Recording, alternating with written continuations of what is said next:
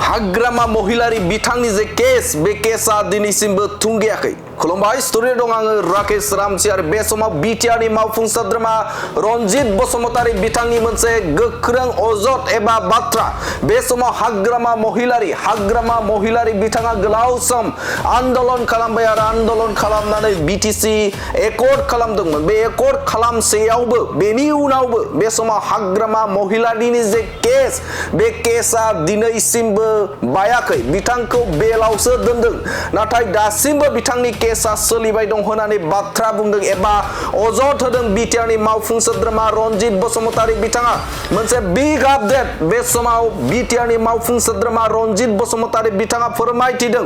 बे समाव हाग्रामा महिलारि, जाय हाग्रामा महिलारिया बिएलटिआव थानानै गोलाव सम आन्दोलन खालामबाय आरो बिटिसि एकर्ड खालामबाय। बे एकर्ड खालामसेयावबो बिथांनि जे केस बे केसा दिनैसिमबो दं होननानै बाथ्रा बुंदों एबा अजद होदों बिथां बिटिआरनि मावफुं सोद्रोमा रनजित बसुमतारी बिथाङा अजद खालामदों जे बे समाव हाग्रामा महिलारि बिथांखौ बेलावसो दोनदों, बिथांखौ बेलसो होनाय जादों। नाथाय बे समाव जायखिजाया समावनो बिथाङा बे समाव आयेनजों मोगा मोगि जानांगोन एबा बे समाव एरेस्ट जानोबो हागौ बाथ्रा बुंथिदों बिटिआरनि मावफुं सोद्रोमा रनजित बसुमतारी बिथाङाबो सासे बर' फिसा एबा बर' सुबुं, जायनि थाखायनो बिथांनि बेरेखायै जों गोबां अजद होनो हायो एबा बिथांनि हेंथायै केस होनो हायो। नाथाय बे समाव बिथाङाबो सासे बर'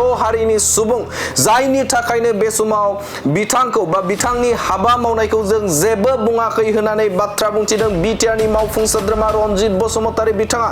बिग आपडेट बे समाव बिटिआरनि मावफुं सोद्रोमा रनजित बसुमतारी बिथाङा रोखा बाथ्रा बुंथिदों। हाग्रामा महिलारि बिथाङा बिटिसि एकर्ड खालामबाय। बिटिसि एकर्ड खालामसेयावबो बिथांनि जिखिनि केस, सिगांनि समाव नांनाय जे केस, बे केसा दिनैसिमबो थुंगेयाखै होननानै बाथ्रा बुंथिदों। बे समाव गोलाव सम जिहेतु बिथाङा सोरखार सालायबाय, 17 बोसोर सोरखार सालायखांबाय आरो बेनि उनावबो दिनैसिमबो केस बायाखै बा बिथांनि जे केसा सोलिबाय दं एबा बे समाव सिङाव बिथांखौ बेल होनानैसो दोनदों बुंनाय बाथ्राया जोबोदनो साननो गोनां बाथ्रा। मानोना बे समाव बिथांमोनानो अजद खालामदों एबा अजद होयो जे एनडिबिनि केसा दिनैसिमबो बायाखै होननानै अजद खालामो। नाथाय बे समाव गावनि जे केसा दिनैसिमबो बायाखै, बेनि सायाव हाग्रामा महिलारि बिथाङा मा क्लियार होगोन एबा मा बाथ्रा बुंगोन बेखौ फैबाय थानाय समावसो मिन्थिगोन। नाथाय बे समाव अजद खालामदों जे बे केसा दिनैसिमबो बायाखै होननानै बिथां बिटिआरनि मावफुं सोद्रोमा रनजित बसुमतारी बिथाङा अजद खालामदों।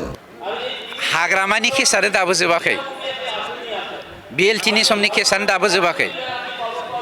एनडिबिखौ फोजोबनायनि थांखिजों गभर्नमेन्ट अफ आसामा, गभर्नमेन्ट अफ इन्डियाया बै समाव हाग्रामाखौ बेलसो होना दोनदों, मिथिबाय?